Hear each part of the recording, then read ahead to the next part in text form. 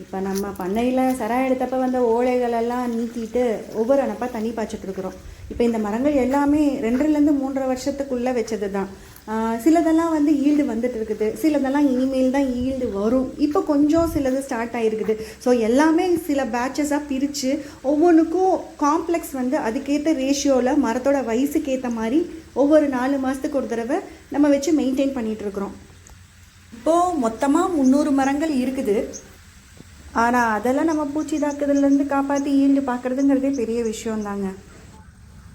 விவசாயி ஆகிறதே பெரிய டிகிரி தான் போல். டிகிரியெல்லாம் கூட வாங்கிடலாம், ஆனால் விவசாயிங்கிற பேர் வாங்குறது தான் கஷ்டம் போல். இப்போது இந்த ஒவ்வொரு செலக்டிவ் மரங்களில் மட்டும் ஓலைகளை கட்டி வச்சிருக்கிறது தான் நம்ம வந்து தென்னந்தெளிவுக்கு விட்ட மரங்கள். அவங்க வந்து அதை ஐடென்டிஃபை பண்ணணுங்கிறதுக்காக ஒவ்வொரு மரத்தில் கட்டி வச்சிருக்கிறாங்க. அதை வந்து நம்மளுக்கு டெய்லியும் அந்த பாலையில் அந்த உடன் பிளாக்கெட் வந்து தட்டி தட்டி விடுறாங்க.